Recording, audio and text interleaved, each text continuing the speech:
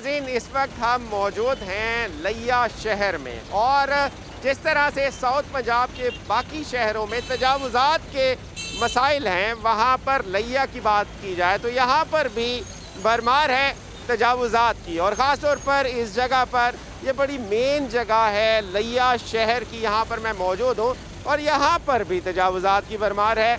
उसको ख़त्म करने के लिए, उसको रिमूव करने के लिए आज का ये ऑपरेशन किया जा रहा है। एसी सिटी हमारे साथ नियाज़ अहमद साहब मौजूद हैं, उनसे भी बात करेंगे, और म्यूनसिपल कमेटी की टीम मौजूद है। इस हवाले से देखेंगे कि ये जो रोड है, ये जो नहर के साथ जितना वॉकवे था वो तमाम का तमाम ऑक्यूपाइड है। यहाँ पर जो परमानेंट इंक्रोचमेंट हैं वो भी की गई हैं, और इस तरह की भी इंक्रोचमेंट्स हैं जो कि मूवेबल हैं। इस हवाले से क्या कार्रवाइयाँ अब तक अमल में लाई गई हैं और आज की कार्रवाई का मकसद क्या है, इस हवाले से बात करेंगे। नियाज़ साहब थोड़ा सा बताएंगे इस हवाले से, आज जो कार्रवाई आप करने जा रहे हैं उसमें परमानेंट इंक्रोचमेंट को रिमूव करना है या उसके अलावा टेम्परेरी भी हैं, क्या है सूरत हाल? जी, इसमें मैं बताता चलूँ कि ये लिया माइनर है और ये इसका चौक है, मेन चौक है। ये मेन चौक में यहाँ पे सबसे ज़्यादा रश होता है। तो एक तो यहाँ पे रेडियाँ बहुत ज़्यादा आ गई थी, रेडियो ने सारा ऑक्यूपाई कर लिया था, वो मैंने यहाँ से रिमूव करवाया। दूसरा, लिया माइनर के ऊपर हमने एक वॉकिंग ट्रैक बनाया हुआ था जो आज से कोई 8-7 साल पहले बना हुआ था। वो वॉकिंग ट्रैक को लोगों ने ऑक्यूपाई कर लिया था, पक्के खोखे बना लिए थे, दुकानें बना ली थी, वो भी सारी हमने गिरा दी और यहाँ से सारा उसको वॉकिंग ट्रैक को वागुजार करवा रहे हैं। तो आज जो करने जा रहे हैं उसमें ये सारा वॉकिंग ट्रैक आप खाली करने जा रहे हैं, करवाने जा रहे हैं? जी बिल्कुल, इसमें एक तो वॉकिंग ट्रैक हम खाली करवा रहे हैं और दूसरा ये मेन जो चौक है हमारा शहर का, ये सबसे मेन चौक है और बिजी चौक है। इस चौक में जितनी भी रेडियां हैं, जितनी भी इंक्रोचमेंट है पूरे चौक में, वो सारी रिमूव पा रहे हैं। अच्छा, इंक्रोचमेंट्स रिमूव कर दी जाती हैं, हमने ये भी देखा है, इंक्रोचमेंट्स को रिमूव कर दिया जाता है, लेकिन उसके बाद 2-4 दिन गुजर जाए, हफ्ता गुजर जाए, महीना गुजर जाए, दोबारा वही काम हो जाता है। तो इसका कोई परमानेंट सोल्यूशन है? जी, इसमें यह है कि मैंने पहले तो ये होता था कि इंक्रोचमेंट रिमूव करवाई और दूसरे तीसरे दिन दोबारा से लोग आना शुरू हो जाते हैं, वहीं रेडियाँ वही सारा कुछ दोबारा से वो ऑक्यूपाई कर लेते हैं। लेकिन अब मैंने एक टीम ऐसी बनाई है, इनका म्यूनसिपल ऑफिसर रेगुलेशन के अंडर, वो म्यूनसिपल ऑफिसर रेगुलेशन जो है बाकायदगी के साथ अपनी टीम के साथ निकलता है रोज़ाना, और वो जहाँ पे भी वो इंक्रोचमेंट जहाँ से हमने रिमूव करवाई होती है उसको मॉनिटर कर रहा होता है। सही, मॉनिटरिंग टीम आपकी इसे मॉनिटर कर रही होती है। चलते हैं नाजरीन, कार्रवाई यहाँ पर आगाज़ हो चुका है। आज का जो ऑपरेशन है वो इस पूरी जो कनाल रोड है इसको साफ़ करना है, और यहाँ के इर्द गिर्द दोनों तरफ जितनी परमानेंट इंक्रोचमेंट की गई हैं उनको रिमूव करना है। सूरत हाल दिखाएंगे और आगे भी चलेंगे। यहाँ पर प्राइसिंग के भी मसाइल हैं, उनको भी डिस्कस करेंगे, और उनके हवाले से जो डिप्टी कमिश्नर हैं असफर ज़िया साहब, उनकी हिदायत हैं कि प्राइसिंग के हवाले से भी कार्रवाई की जाए। ये आपका लगाया हुआ है भट्टा ये? जी जी। हाँ, कितने अरसे से लगा हुआ है? ये काफ़ी अरसे से। काफ़ी अर्सा, कितना हाई करता होगा? 35 साल। थोड़ा सा बाहर निकल आए ज़रा, 2 मिनट देंगे हमें। 35 साल से। जगह कौन सी है ये, क्या नाम है इसका? लिया माइनर पुल। माइनर पुल है यहाँ पर, ये मेन चौक है ना, यहाँ पर रश भी काफ़ी होता है, और आपने इतनी आगे बढ़ाई हुई है तो ये इलीगल है ना? आपको पता नहीं है इस बात का? इससे पीछे है ना? नहीं, इससे पीछे है। खंबे से पीछे लीगल है? हाँ। है तो रोड का हिस्सा। नहीं, वो पीछे है। आप क्या कहते हैं, लीगल है? जी पीछे है, रोड से पीछे पीछे है, आगे है, लीगल है ये? पीछे। हाँ, पीछे है रोड से। रोड से पीछे, रोड का हिस्सा ही है ना ये? जी जी। ये वॉकवे ही है ना, गुजरने का रास्ता है। जी जी। तो ये सारा का सारा जितना भी है ये इलीगल है या लीगल है, ये बताएं। लीगल है, ये देखो ना, ये इसके आगे वो है गैस वाला, वो लगा हुआ है। अच्छा। उसके पीछे है, गैस के पीछे ही है। यहाँ पर हमारे साथ जो म्यूनसिपल कमेटी की टीम है उनसे भी पूछते हैं। ये बताइए, पहले आते हैं आप लोग यहाँ पर? पहले आते हैं रोजाना की बुनियाद पर, हम यहाँ आते हैं। अच्छा। और रोजाना इनको कहते हैं, फिर जैसे हम वापस जाते हैं ये दोबारा रख लेते हैं। अगर रोजाना की बुनियाद पर आगे भी चलते जाते हैं नाजरीन, ये पूरी रोड है जी जी, और बड़ी मसरूफ रोड है लिया की। इस वक्त शायद इतना रश हमें नज़र नहीं आ रहा, उसकी एक बड़ी वजह तो लॉकडाउन की सूरत हाल है, उस तरह से ओपन नहीं है, उस तरह से गहमा गहमी नहीं है। पहले वक्तन फवक्तन करते रहते हैं कार्रवाइयाँ, तो उसके बाद ये परमानेंट इंक्रोचमेंट कैसे हो जाती है दोबारा? ये परमानेंट सर ये नहीं है, ये मूवेबल है, रेडियाँ लगाते हैं आगे आकर। अच्छा। फिर जैसे ये जो दुकानें वगैरह बंद करते सारे अंदर क्लोज कर लेते हैं सर। सही। और कोशिश तो हम करते हैं कि डेली बेसिस पे हम आकर यहाँ पे करें। लॉकडाउन की वजह से थोड़ी नरमी भी दी हुई है हमने। आगे चलते हैं, आपको रोड दिखाते हैं। जो कैनाल रोड है उसको क्लियर करने जा रहे हैं। आज के ऑपरेशन का मकसद उस कैनाल रोड को ऑपरेशनल किया जाए और आवाम के लिए ओपन किया जाए। जो जगह आवाम की है, जो चलने के लिए वॉकवे बनाया गया था लोगों के चलने के लिए, वो तमाम का तमाम ऑक्यूपाइड है। कितने अरसे से बैठे हो यहाँ पर जी कितने अरसे से बैठे हो यहाँ पर? इतने कम से कम हो गए कोई 20-30 साल हो गए। 30 सालों से रोड के ऊपर बैठे हो? नहीं सर, साइड पे हैं इधर। ये रोड के ऊपर का हिस्सा है? ये रोड सर ये हो दुकान किसकी है? जी गैस वाली दुकान है। हैं? गैस गैस वाले की दुकान है। उसकी दुकान को भी ब्लॉक किया हुआ है आपने। पैसे लेता है आपसे? नहीं सर। बगैर किराए के बैठे हो यहाँ पर? जी तो उसकी दुकान भी तो बंद है, उसकी रोजी भी तो बंद की हुई है आपने। उसका तामन साथ है, हैं? उसका तामन है नाम। किस चीज़ का ताउन है? दुकान का मिसाल, हाँ? दुकान का। आप किराया देते हो उसकी दुकान? नहीं सर, नहीं, कुछ नहीं। तो यहाँ आप गलत बैठे हो ना। ये जगह जो है रोड की जगह है, ये गुजरने की जगह है, फुटपाथ की जगह है, वॉकवे है, गुजरने का रास्ता है। आपने यहाँ पर सारी इंक्रोचमेंट की हुई है और यहाँ पर बैठे हुए हो। पहले आए हैं आपके पास कमेटी वाले? जी हैं? जी आंदे ना कमेटी आते पहले- रहते हैं, आप पहले- दोबारा पहले- चले पहले जाते हो, फिर बैठ जाते हो? पहले सर परा से उन्होंने फिर पीछे करा दिया कमेटी पीछे करा दिए। कई दफ़ा हमने जो है इनका सामान जब्त किया, दुकानदार ने जो है इनके खिलाफ एप्लीकेशनें दी हैं। कई दफ़ा सामान जब्त, फिर ये सियासी दबाव हो जाता है कुछ, इस वजह से जो है दोबारा बैठ जाते हैं ये पे। कितनी दफ़ा आप गए हो, कितनी दफ़ा वापस आए हो? आपको जब एक बात का पता है कि ये जगह नाजायज़ है जहाँ पर आपने कब्जा किया हुआ है, यहाँ पर बैठे हुए हो आप, नहीं सर, कब्जा- आपको पता है इसके खिलाफ आप पे पर्चा भी हो सकता है। सर हमारा टायर लगा हुआ है, जिन्होंने हटा लेने। क्या लगा हुआ है आपका? जी भी लगे हुए सर। आपने तो परमानेंट इंक्रोचमेंट की हुई है। परमानेंट नहीं है सर। ये रेड़ा क्या कहेंगे, ये परमानेंट नहीं है? परमानेंट के जुम्मे में आएगी ना ये? बिल्कुल जी, बिल्कुल जी। ये तो देखिए, इसके खिलाफ आप इसमें वैसे क्या हुआ सर? वैसे क्या एक्शन लेते हैं? ऐसे एक तो इसका ठीक है सामान आपने सर- हटा दिया, सामान जब्त किया 2-3 दफ़ा सर इनका हमने। अच्छा, हाँ। उसके सब बाद जुर्माने फिर आ भी जाते किए, हैं। उसके बाद फिर इनका यही हाल है। तो यार ये आपको भी ख्याल करना चाहिए ना, कोई ऐसी जगह बनाएं जो कि लीगल हो, ताकि आपको भी टेंशन ना हो, बाकियों को भी टेंशन ना हो, इदारे को भी टेंशन ना हो। ये टोटल जो लिया माइनर है हमारा, ये 23 किलोमीटर का जो ट्रैक है जो दोनों तरफ है। और लेकिन इसके ऊपर जो टफ टाइल के साथ हमने ट्रैक बनाया हुआ है वो कोई 2 किलोमीटर इस तरफ और 2 किलोमीटर में से तकरीबन 4 किलोमीटर का ये ट्रैक बना हुआ है दोनों तरफ। लेकिन प्रॉब्लम ये था, यहाँ पे एक तो तजावज़ात बहुत ज़्यादा थी, तजावज़ात अभी हटाई गई हैं। दूसरे नंबर पे यहाँ पे गंद बहुत ज़्यादा लोगों ने फैलाया हुआ था, गंद फेंका हुआ था। अब उसको भी रिमूव करवा के यहाँ पे जितना भी है वो सारा गंद उठाया जा रहा है। यहाँ पे ग्रास लगाया जाएगा और यहाँ पे बेंचेस लगाए जाएंगे ताकि इसको मज़ीद खूबसूरत बनाया जाए। उसकी खूबसूरती मांग पड़ गई थी, जिसको डिस्ट्रिक्ट एडमिनिस्ट्रेशन ने दोबारा से बहाल करने की एक काविश तो की है, लेकिन ये आवाम का भी फ़र्ज़ बनता है। जिस तरह की गंदगी हम देख रहे हैं, आवाम का भी ये फ़र्ज़ बनता है कि इस तरह से जो गंदगी के ढेर लगाए जाते हैं, तो इस हवाले से उनको भी अवेयरनेस दी जाए कि आप भी अगर अपना गंद फेंक रहे हैं तो प्रॉपर जगह पर, जो प्रॉपर बॉक्सेस होते हैं, डस्टबिन होती हैं, वहाँ पर फेंकें, ना कि किसी कैनाल में फेंकें, किसी रोड के ऊपर फेंकें। तो सबसे ज़्यादा ये अवेयर होने की आवाम को भी ज़रूरत है। भाई थोड़ा बताएंगे इस हवाले से, इंक्रोचमेंट के हवाले से पहले भी कार्रवाइयाँ होती हैं, अगर होती हैं तो उसके बावजूद भी इतनी ज़्यादा परमानेंट इंक्रोचमेंट्स क्यों हैं यहाँ पर?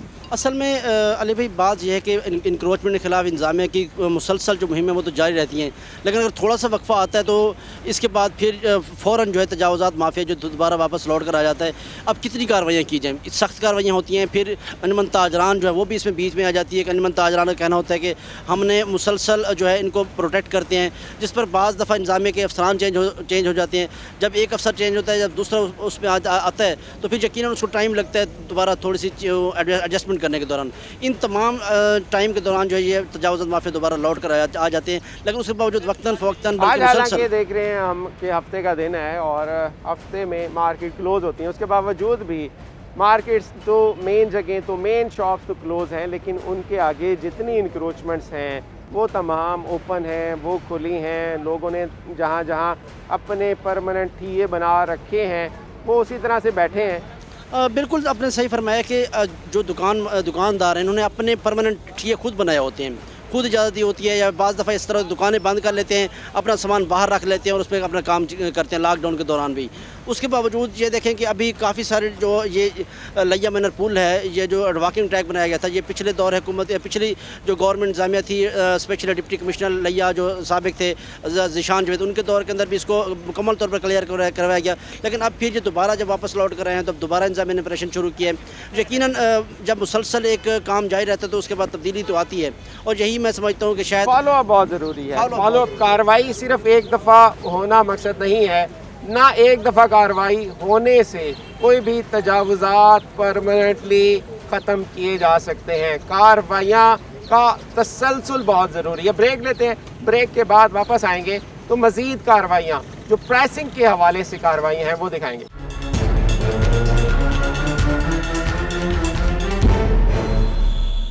डिप्टी कमिश्नर लिया असफर ज़िया साहब हमारे साथ मौजूद हैं। इस हवाले से आपको कार्रवाई हमने दिखाई जिसमें इंक्रोचमेंट और प्राइसिंग के हवाले से असिस्टेंट कमिश्नर हमारे साथ मौजूद थे, उनके साथ जो कार्रवाई हुई लिया में वो दिखाई। इस हवाले से बात करेंगे असफर ज़िया साहब से। सर, सबसे पहले पूछना चाहूँगा इंक्रोचमेंट के मसाइल, जिस तरह से हमारे देखते हैं पूरे पाकिस्तान में परमानेंट इंक्रोचमेंट्स भी हैं, टेम्परेरी इंक्रोचमेंट्स भी हैं।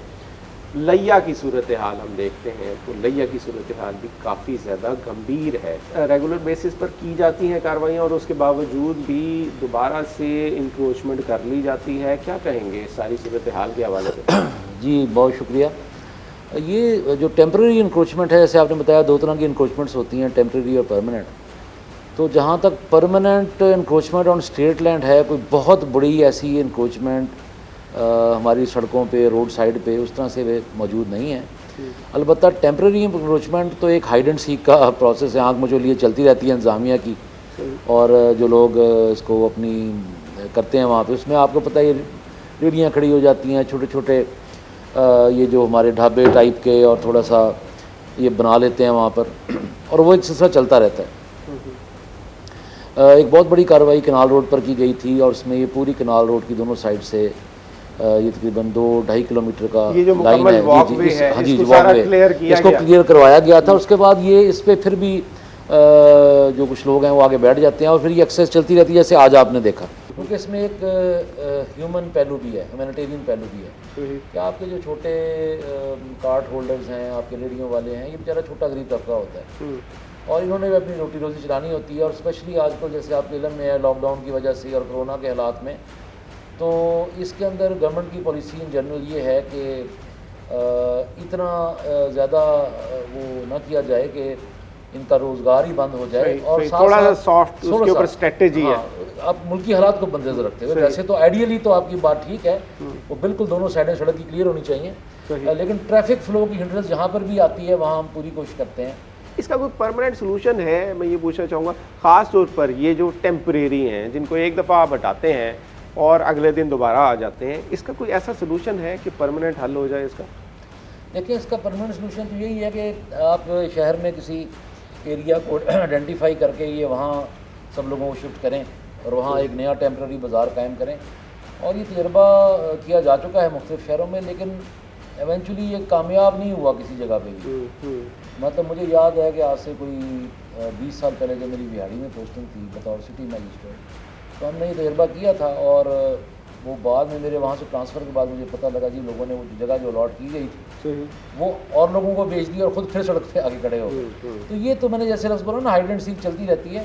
इसमें मेन फोकस ये होना चाहिए कि ट्रैफिक फ्लो मुतासर ना हो। इस वक्त हम मौजूद हैं लिया की मेन मार्केट में, और आज हमने जैसे आपको पहले दिखाया तजावुज़ात के हवाले से जो ऑपरेशन किया गया था, एसी साहब एसी नियाज़ अहमद साहब हमारे साथ मौजूद हैं। हम इस वक्त जो SOPs हैं मार्केट को दिए गए उनको देखने जा रहे हैं, और ख़ास तौर पर प्राइसिंग को भी देखेंगे कि कहीं पर ओवर प्राइसिंग तो नहीं की जा रही, उस हवाले से क्या इक़दाम किए जा रहे हैं। सर, सबसे पहले तो ड्यू टू कोरोना SOPs दिए गए हैं, वो क्या हैं और किस हद तक उन पर फॉलो अप लिया जा रहा है आपकी तरफ से?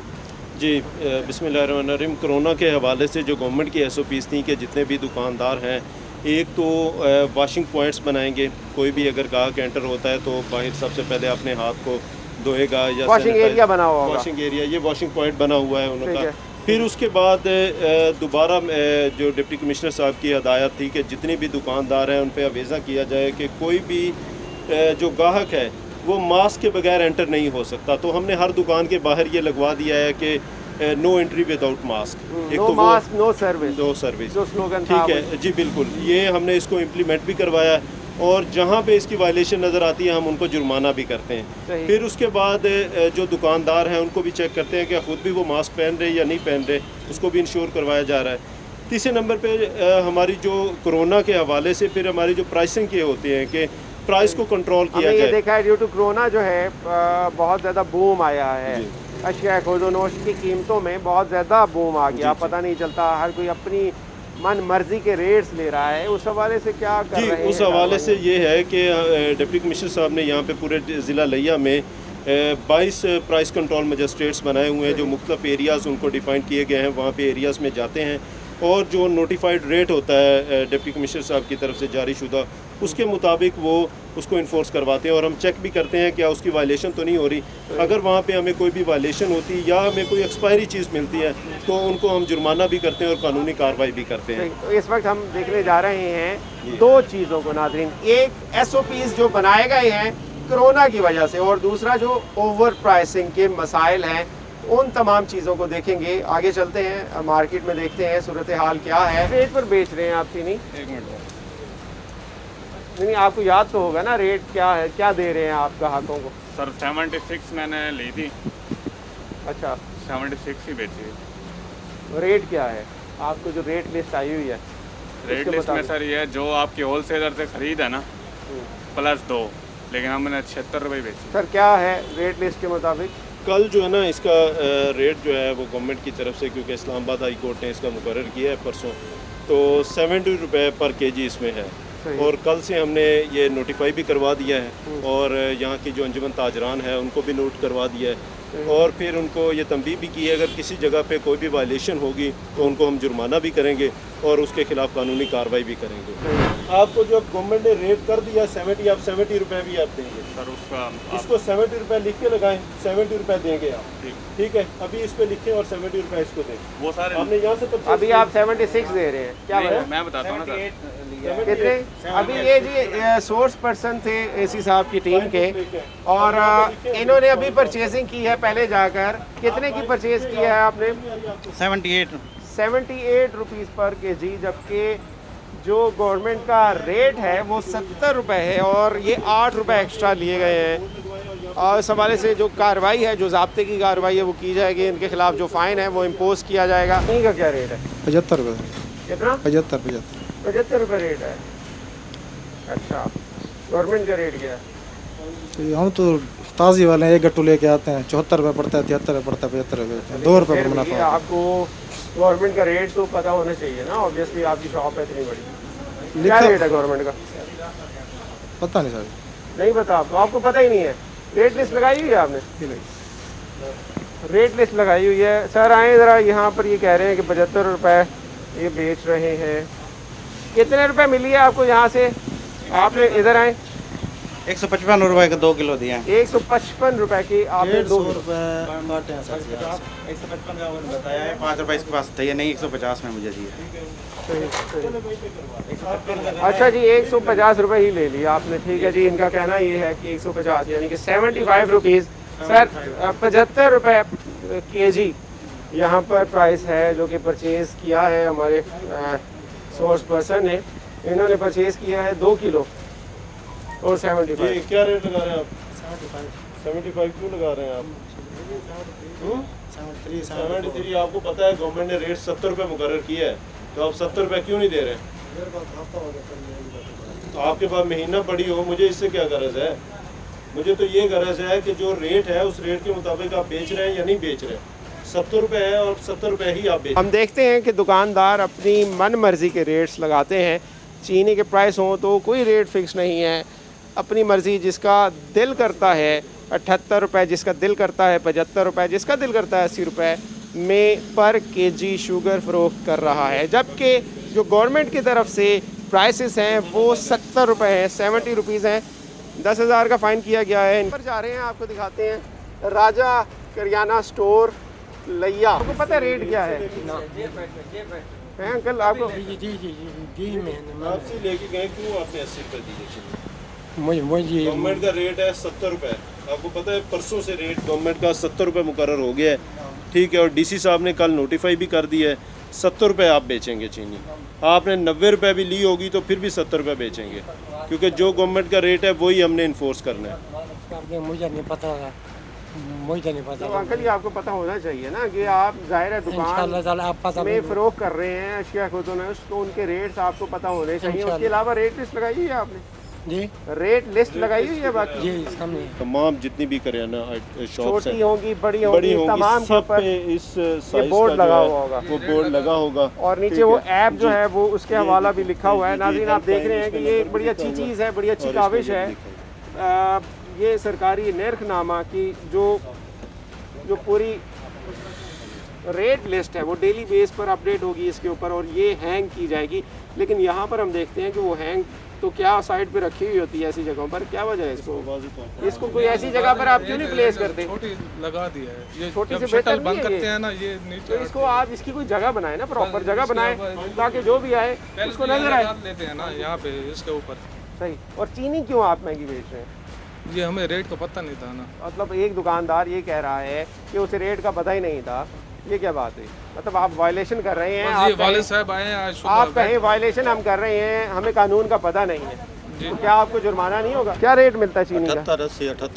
78-80 से कम नहीं मिलता? नहीं।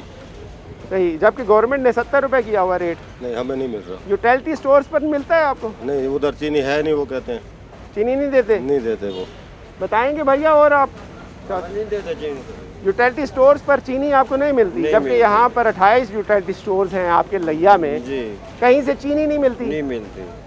और जो शॉप्स हैं, दुकानें हैं, जैसे यहाँ पर खड़े हैं, यहाँ पर क्या रेट मिल रहा है आपको? 80 रुपये, 75, 76, 80 ऐसे देते हैं। क्या रेट दिया लास्ट चीनी? अभी आपने कब ली थी और क्या रेट मिला आपको? सर जी हमें तो 75 रुपये, 76 रुपये, 78 रुपये लास्ट है।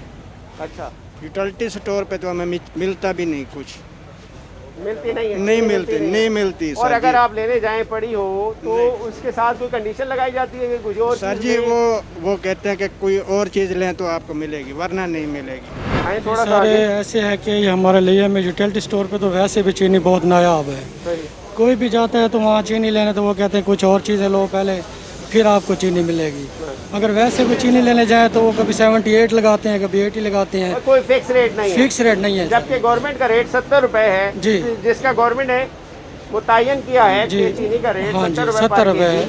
उस पर कोई भी दुकानदार उस पर नहीं दे रहे, कोई 76 लगा रहे, कोई 78 लगा रहे, कोई 80 लगा रहे। तो इसलिए चीनी जो है ना किसी गरीब आदमी को के अलावा बाकी चीज़ें जो हैं उनके भी कोई रेट आपको रेट लिस्ट के मुताबिक मिलते हैं या वो नहीं मिलते? वो नहीं सर, बस कहाँ मिलते हैं रेट लिस्ट के मुताबिक, रुपया 2 रुपया फिर भी वो ज़ायद लगाते हैं। पेट्रोल मिलता नहीं है, अशियाए खुर्दोनोश की कीमतें हैं कि आसमान से बातें कर रही हैं, और शहरियों का ये भी कहना है कि यूटिलिटी स्टोर्स पर चीनी बिल्कुल नायाब हो चुकी है। जब वो जाते हैं, अगर किसी के पास है तो उसके साथ कंडीशंस लगाई जाती हैं, और ज़्यादातर यूटिलिटी स्टोर्स पर अवेलेबिलिटी के मसले हैं। तो ये तमाम चीज़ें हैं यहाँ पर मौजूद हैं हम लैया में, और सूरत हाल आपको दिखा रहे हैं। आगे जाएंगे, आगे सूरत हाल भी देखेंगे।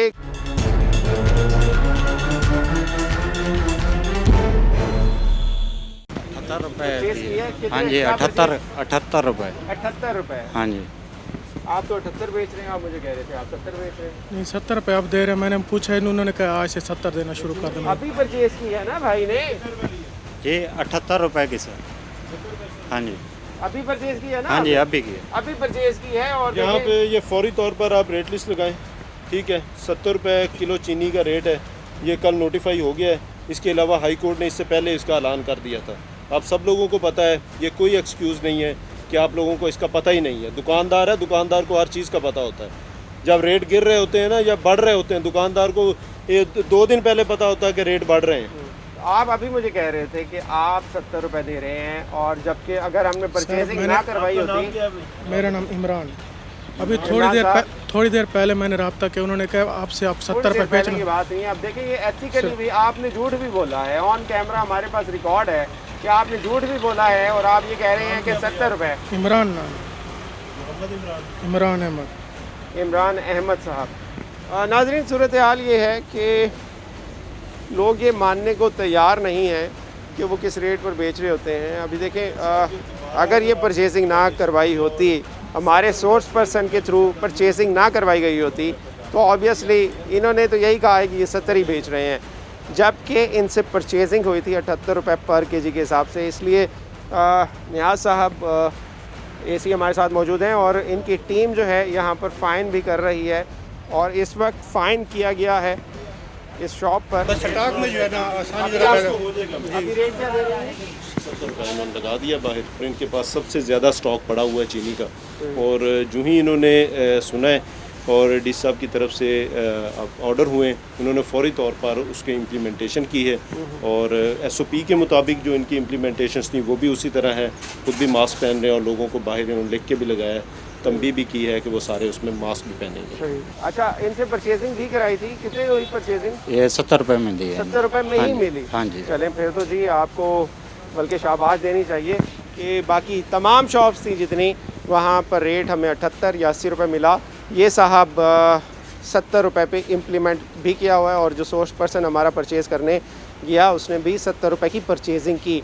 तो ऑब्वियसली एक पॉजिटिव चीज़ भी है। कुछ दुकानदार अगर गिरां फरोशी कर रहे हैं, चीज़ों की रेट्स को वायलेट कर रहे हैं, तो वहाँ पर ऐसे लोग भी मौजूद हैं जो कि रेट्स के मुताबिक चल रहे हैं, SOPs के मुताबिक चल रहे हैं। क्या कहेंगे इस हवाले से? जी बिल्कुल जी, मैं इनको अप्रिशिएट करता हूँ कि इन्होंने ये जो कह लें कि अवाम दोस्ती का ये सबूत दिया है, तो ऐसे दुकानदार बिल्कुल अप्रिसिएशन के काबिल हैं, काबिल तहसीन है। मैं इनको अप्रिशिएट करता हूँ। गवर्नमेंट की SOPs को भी फॉलो कर रहे हैं और गवर्नमेंट के तमाम ऑर्डर्स को भी फॉलो कर रहे हैं। थैंक यू जी, बहुत शुक्रिया आपका जी। जहाँ पर वायलेशन करने वालों को फ़ाइन किए जा रहे हैं, जुर्माने किए जा रहे हैं और जो एग्जैक्टली रेट पर दे रहे हैं, गवर्नमेंट के बताए हुए रेट पर दे रहे हैं, उन्हें अप्रिशिएट भी किया जा रहा है, उन्हें शाबाश भी दी जा रही है। आप देख रहे हैं इन्होंने पहले से ऑलरेडी ये चश्मा किया हुआ है रेट लिस्ट। बगैर मास्क के ना तो आप बैठेंगे ना आपके पास को ग्राहक बगैर मास्क के अंदर दाखिल होगा, नंबर 1। नंबर 2, यहाँ पे आप हैंड सैनिटाइज़र रखवाएंगे बाहर या को वॉशिंग पॉइंट बनाएंगे ताकि हाथ धो के वो अंदर दाखिल हों आपके पास, ठीक है। और इसके बाद यहाँ पे रेट लिस्ट नुमाया करेंगे। इतनी बड़ी दुकान आपने बनाई और किसी जगह आपने रेट लिस्ट नहीं लगाई हुई, ठीक है। ये आपने AC लगाया हुआ, इसलिए इसका रेट ज़्यादा कर रहे हैं आप। AC की वजह से नहीं किया हुआ। ये फाइन बुक लेके आए, यहाँ पे लगवाएं अभी 380 रुपये और 380 ही बेचेंगे आप। समझ आई ना आपकी? अदरवाइज मैं दुकान आपकी सील करूँगा। किस रेट पर बेच रहे हैं? ठीक है, 420 रुपये। 420। क्या वजह? जानवर अच्छे करते हैं सर, मंडी से अच्छा जानवर फैक्ट्रियों वाले 460 रुपये फैक्ट्रियों वाले लेते हैं, वो ले जाते हैं सबको। गवर्नमेंट का ग्राहक है, आप यहाँ से लेते हैं जी? जी यहीं से लेते हैं, गोश्त अक्सर बेचते हम। अच्छा, क्या रेट मिलता है आपको? बड़ा रेट तो ईद के ऊपर मिला है 460 रुपये, अभी 420 मिला है, बस 420 रुपये। हाँ, जबकि गवर्नमेंट का रेट, ये रेट लिस्ट बस वो रेट लिस्ट आवेजा नहीं है जिसकी वजह से ये प्रॉब्लम आ रहा है। आवेजा नहीं होती, नजर नहीं आती, आपको पता नहीं होता कि हाँ, हमें क्या पता, छुपा के रखी होती है, बस यही वजह है छुपा के। अब ये रेट लिस्ट है, देखें ये आवेजा क्यों नहीं करते? ये तो इंतजामिया को पता, या साहब बता सकते हैं या वो बता सकते हैं, हम तो सिटीजन लोग हैं। दूर रेट ले पाए ठीक था 540, ये था 420 रुपये। अच्छा जी, कितना गोश्त लिया? 1 किलो है सर। 1 किलो तो ये सर 540 रुपये ले लें। 540 रुपये आपको रोड से?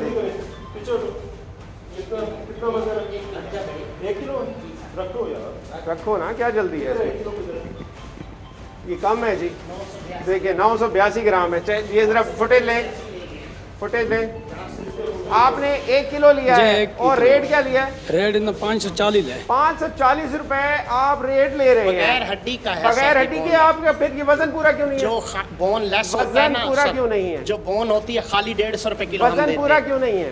खाली बोन वजन पूरा क्यों नहीं है भाई, ये बताए ना। ऐसे ही ले गए हैं ना, कैसे लेकर गए? आपके सामने रखा है ना। ये आधे घंटे बाद आए हैं सर जी। मेरा ख्याल है ये यहाँ पर तो ये शदीद वायलेशन है। एक तो प्राइस की वायलेशन हम देख रहे हैं और दूसरा ये देखें वेट भी जिस तरह से आपने देखा, आपने उसको चेक किया और यहाँ पर तो वेट भी कम दे रहे हैं ये। जी अभी मैं इनको 50,000 रुपये जुर्माना कर रहा हूँ और यहाँ पे इनको तंबीह भी कर रहा हूँ। अगर दोबारा इनकी कोई वायलेशन हमें नज़र आएगी तो दोबारा इस दुकान को भी सील करूँगा और इन दोनों पे FIRs भी दूँगा। ठीक है, अभी मैं आप लोगों को कार्रवाई की जा रही है ज़ाब्ते की। और यहाँ वायलेशन दर वायलेशन है। यहाँ पर देखें, एक वायलेशन होती तो फिर बात थी। यहाँ पर तो एक तो रेट जो है ना वो इन्होंने इतना ज़्यादा रखा हुआ है कि उसको वायलेट कर रहे हैं, और उसके बाद जो ग्राहक यहाँ पर मौजूद हैं वो उनको जो चीज़ मिली है, जो गोश्त मिला है, उसका वेट भी कम है। यानी कि वेट और रेट दोनों की वायलेशन है। इस वजह से इनको हैवी फाइन किया जा रहा है। इंस्ट्रक्शंस हैं, AC साहब की तरफ से इंस्ट्रक्शंस दी गई हैं कि इस दुकान को सील किया जाएगा, क्योंकि वेट में अगर कमी बेशी है तो ये नाकाबिले बर्दाश्त जुर्म है। इसीलिए इस पूरी शॉप को सील किया जा रहा है। चलते हैं बाहर, क्योंकि यहाँ पर जो ज़ाब्ते की कार्रवाई है वो पुलिस कर रही है और इस पूरी दुकान को सील किया जा रहा है। जहाँ पर वायलेशन की जा रही थी प्राइस में, वहाँ पर जुर्माने किए जा रहे हैं। और जो आखिरी शॉप अभी हमने दिखाई, मीट शॉप थी, जहाँ पर प्राइस तो ज़्यादा लिए जा रहे थे, वो एक वायलेशन थी। लेकिन उसके साथ साथ वेट हमने देखा है कि वेट भी प्रॉपर नहीं दिया जा रहा। जो ग्राहक है उसे मिसगाइड किया जा रहा है, मिसलीड किया जा रहा है। इस हवाले से जो AC साहब हैं उन्होंने बड़ी अच्छी कार्रवाई की। इस दुकान को ना सिर्फ जुर्माना किया बल्कि इसको सील भी किया। इस हवाले से क्या कहेंगे? जी गोश्त के हवाले से जो गवर्नमेंट ने रेट मुकर्रर किया हुआ है, जो बड़ा गोश्त है उसका 380 रुपये किलो है और छोटे गोश्त का रेट है 700 रुपये किलो। लेकिन जो शहर की मुख्तलिफ हमने शॉप्स देखी हैं वहाँ पे रेट्स भी अवेज़ा किए गए थे और जो गवर्नमेंट के रेट मुकर्रर करदा रेट थे उनके मुताबिक ही उनको दिया जा रहा था। लेकिन ये बाईपास पे चुंगी नंबर 6 पे एक दुकान है लासानी बीफ शॉप, ये बड़ी दुकान है। यहाँ पे उन्होंने रेट जो है वो भी अपनी मर्ज़ी का लगाया हुआ था और उसके अलावा जो मेजरमेंट थी उनकी वो भी शॉर्ट थी, कम तोल कर रहे थे। इस वजह से मैंने इनको 50,000 रुपये जुर्माना भी किया है और इन पे बाकी कानूनी कार्रवाई भी मैं कर रहा हूँ। इन पे FIR भी दे रहे हैं और दुकान भी सील कर रहे हैं। इनकी दुकान भी सील की जा रही है और फ़ाइन भी किए जा रहे हैं, जुर्माने भी किए जा रहे हैं। इस हवाले से जो ज़ाब्ते की कार्रवाई है वो इस वक्त पीछे चल भी रही है। इन कार्रवाइयों का मकसद ये है कि आवाम को रिलीफ दिया जाए। आवाम को रिलीफ देने के साथ साथ जो दुकानदार है उसे भी एजुकेट किया जाए, उसे भी बताया जाए कि लॉ इन्फोर्स जब किया जाता है तो जुर्माने भी होते हैं, फ़ाइन भी होते हैं और इसी तरह से शॉप सील भी की जाती हैं। जो इस वक्त गवर्नमेंट रेट दे रही है या मार्केट कमेटी रेट दे रही है वो 70 रुपीज़ है, जो कि इम्पोज उस तरह से होता हुआ नज़र नहीं आता। उस हवाले से फ़ाइन्स भी किए गए, जुर्माने भी किए गए। क्या कहेंगे, इसको किस तरह से देख रहे हैं और इसको किस तरह से कंट्रोल किया जाएगा? इसमें जी इस तरह है कि हमारा जो कंट्रोल रेट नोटिफाइड था परसों रात तक, बल्कि कल दोपहर तक, वो 78 रुपये एक्स मिल जो 78 रुपये उसके साथ था, यानी कि 80 रुपये रिटेल रेट था जो नोटिफाइड था। सही। और हम ये समझते हैं कि शुगर की जो रिटेल रेट्स थे वो 80 रुपये के हिसाब से उनमें बहुत कम वायलेशन थी। लेकिन जी आपको जैसे इल्म में है कि ऑनरेबल हाई कोर्ट ने एक फ़ैसला दिया और उसके अंदर ये कहा गया कि नॉन कमर्शियल कंज्यूमर्स को ये 70 रुपये पे प्रोवाइड की जाएगी। तो कल हमने नए रेट्स नोटिफाई किए हैं और साथ साथ में हमने ये इंतज़ाम किया है कि 79 हमारे पूरे ज़िले में शॉप्स हैं जिनको हम फेयर प्राइस शॉप्स अभी डिक्लेयर कर दिया है हमने। और हमारी जो मिल भी हमें अलॉट होगी वहाँ पर वो डायरेक्ट सप्लाई वहाँ पर आएगी, 70 रुपये वहाँ पे इंश्योर होकर अवेलेबिलिटी मिलनी शुरू हो जाएगी। पहली बात तो ये है कि हमारे ज़िले में शुगर की कोई शॉर्टेज नहीं है, अवेलेबिलिटी वाफर मकदार में मौजूद है। हमारे पास लोकल शुगर मिल भी मौजूद है। दुकानदार है, छोटा दुकानदार है, वहाँ पर हमने ये प्रैक्टिस नहीं देखी है। ख़ास तौर पर कोरोना के हवाले से जो SOPs हैं उसको मद्देनज़र नहीं रखा जाता। और दूसरी चीज़ जो है रेट लिस्ट उस तरह से आवेज़ा नहीं है, उसके हवाले से क्या किया जा रहा है? क्या जी रेट लिस्ट के हवाले से गवर्नमेंट की हिदायत ये हैं कि वो एक स्पेसिफिक स्टैंडर्ड बोर्ड्स में दिए गए हैं सैंपल के तौर पर। क्योंकि होता ये है कि जो रेट लिस्ट होती है कागज़ वाली उसको नुमाया जगह पे नहीं रखो, पड़ी होती है दुकान में, ये नहीं कि वो पड़ी नहीं होती। हाँ। ये तो मैं आपको गारंटी करता हूँ कि 99% दुकानों पे वो रेट लिस्ट मौजूद होती है। हमने भी यही देखा है कि वो छुपा के रख दी जाती है। छुपा के क्या बस पीछे लटका देते हैं तो फिर वो सामने नज़र नहीं आती।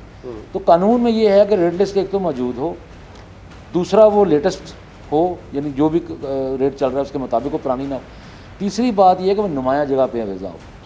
तो पहली दो चीज़ें तो फॉलो हो रही हैं 100%, 99% हमारे ज़िले में। तीसरी वाली जो चीज़ आपने इंडिकेट की है कि उसको नुमाया जगह पे लटकाना, उसके अंदर मैं समझता हूँ कि हमारा ज़िला तो 60-65% पे इस पर इम्प्लीमेंट हो रहा है और फिर ज़ाहिर बात है कि ये भी एक कांस्टेंट एक्सरसाइज है, हमारे एसी साहबान निकलते रहते हैं, हमारे प्राइस मजिस्ट्रेट निकलते रहते हैं, जुर्माने भी होते रहते हैं।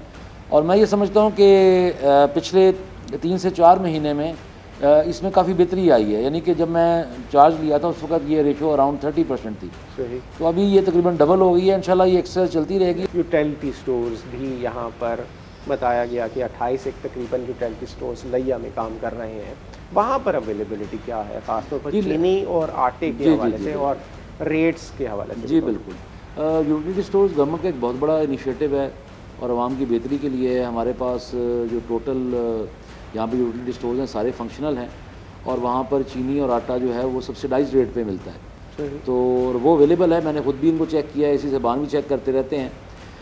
लेकिन बहरकैफ पूरी आबादी के लिए यूटिलिटी स्टोर्स कैटर तो नहीं कर सकते, लेकिन बहरकैफ फिर भी वो एक अच्छी एफर्ट है जो कि कामयाबी से जारी है। लेकिन उसमें ये है कि आवाम की कंप्लेन इस हवाले से हमें भी मिली है कि वहाँ पर अवेलेबिलिटी का इशू है, चीनी मिलती नहीं है, अगर मिलती है तो कंडीशन लगा दी जाती है कि आप इसके साथ कोई चीज़ परचेज़ करें। तो ये इस हवाले को चेक कर रहे हैं इस चीज़ को? जी असल में ये हमारे पास जो सप्लाई आती है वो डेरा इस्माइल खान से आती है और ज़ाहिर बात है जब मार्केट से चीनी का अच्छा खासा फ़र्क होगा 15 रुपए का, तो लोग चीनी तो वहाँ से ख़रीदेंगे जाके। सही। और उसकी फिर ये सप्लाई जब ख़त्म हो जाती है तो हमारे पास डेरा इस्माइल खान से आने में कमो पेश 2 दिन कम से कम लगते हैं। तो होता ऐसे है कि 7-8 दिन सप्लाई रहती है, फिर 1 दिन का तातुल आता है या 2 दिन का तातुल आता है, उसके बाद फिर दोबारा बहाल हो जाती है। सही।